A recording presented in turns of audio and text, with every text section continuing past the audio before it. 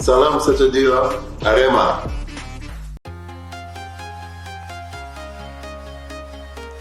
Assalamualaikum warahmatullahi wabarakatuh. Salam olahraga. Kembali lagi bersama channel kami yang tentunya masih setia menyajikan informasi-informasi menarik seputar dunia sepak bola tanah air. Meski belum memutuskan bakal menggunakan kuota pemain asal Asia Tenggara atau tidak, tawaran pemain dari wilayah tersebut terus datang ke Arema FC. Manajemen tim Singoedan mengaku telah mendapatkan belasan rekaman video tentang pesepak bola yang bisa direkrut untuk pos tersebut. Terbaru saya mendapatkan tawaran pemain berasal dari Singapura, Laos, dan Brunei Darussalam, kata manajer Arema FC WEB, Dwi Andrias. Owner NZR Group itu menyebutkan kalau pemain dari wilayah ASEAN yang ditawarkan sangat beragam. Ada yang berstatus penggawa timnas di negaranya. Ada juga pemain dari kompetisi kasta tertinggi di Thailand, Vietnam, dan Myanmar. Selain itu, posisi pemain yang ditawarkan juga beragam.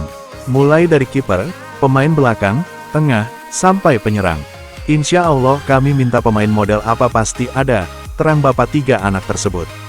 Mendapatkan cukup banyak tawaran dari agen untuk pemain Asia Tenggara tidak membuat WEB kaget. Itu karena dia melihat para agen selalu mau membantu Arema FC pada bursa transfer. Alhasil, ketika melihat kuota pemain asing Singoedan belum komplit, mereka tergerak untuk menawarkan pemainnya.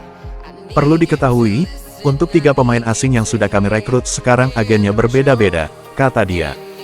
Saat ini, agen pemain yang bekerja sama dengan Arema FC adalah Denny Tarus, Icaka Diarra, Anggo Julian, Charles Lokingoy, dan Antonio Teles, Gustavo Almeida.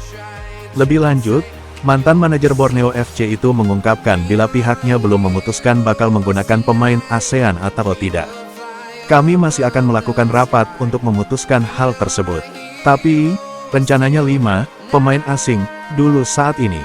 Di tempat terpisah, pelatih Arema FC Joko Susilo melihat banyaknya tawaran yang masuk itu karena sejumlah hal. Salah satunya karena timnya melakukan perombakan untuk sektor asing.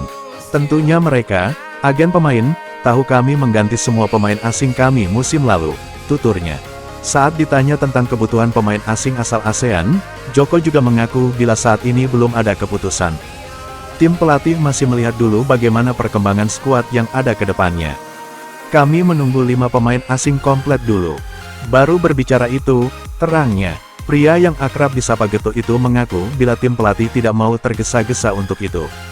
Sebab, timnya memang cukup selektif untuk mendatangkan pemain baru. Baik itu pemain lokal maupun asing. Satu yang menjadi perhatiannya yakni riwayat cedera dan track record di klub sebelumnya.